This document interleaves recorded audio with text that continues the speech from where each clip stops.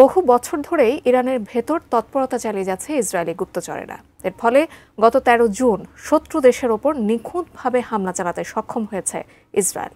এই হামলায় ইরানের শীর্ষ কয়েকজন সামরিক কর্মকর্তা সহ পরমাণু বিজ্ঞানীকে হত্যা করে নেতানিয়াহুর বাহিনী।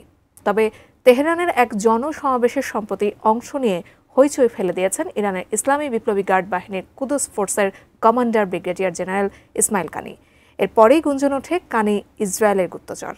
এবার এই নিয়ে মন্তব্য করেছে ইসরায়েলি গোয়েন্দা সংস্থা মোসাদ। বিস্তারিত জানাচ্ছেন শেখ ফরিদ। ইসরায়েলকে ধোঁকা দিয়ে জীবিত এবং সুস্থ রয়েছেন ইরানের ইসলামী বিপ্লবী গার্ড বাহিনীর কুদস ফোর্সের কমান্ডার ব্রিগেডিয়ার জেনারেল ইসমাইল কানি। তেহরানে এক জনসমাবেশে তাকে সরাসরি দেখা যায় গত 24 জুন। তবে গত 28 জুন নিহত সহকর্মীদের জানাজায় অংশ নিয়ে বেশ হইচই ফেলে দিয়েছেন ইসমাইল কানি।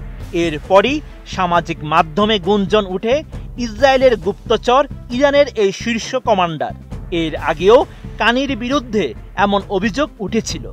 তখন ইসরায়েলি গণমাধ্যম জানিয়েছে এই অভিযোগ কমান্ডার কানিকে গুপ্ত কোনো জায়গায় লুকিয়ে রেখে চেষ্টা করা হয় কথা বের করার।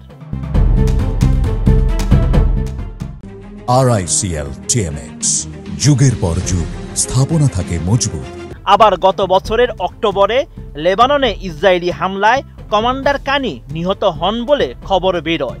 সেবারও সব জল্পনা কল্পনা উড়িয়ে দিয়ে হাজির হন তিনি। গত 13 জুন ইরানে ইসরায়েলি হামলার পর যে কয়েকজন সামরিক কর্মকর্তা ও পরমাণু বিজ্ঞানী নিহত হন তাদের তালিকায় কমান্ডার কানির নামও শোনা গিয়েছিল।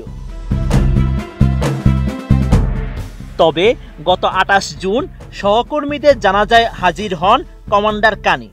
এরপরই নতুন করে গুঞ্জন ছড়িয়ে পড়ে ইসরায়েলি গোয়েন্দা সংস্থা মোসাদের গুপ্তচর ইসমাইল কানি।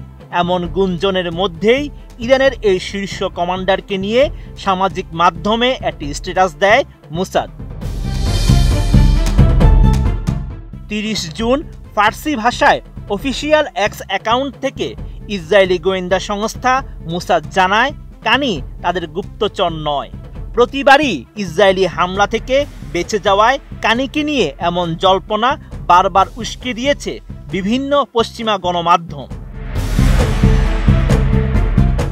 Sheikh Farid, ATN news.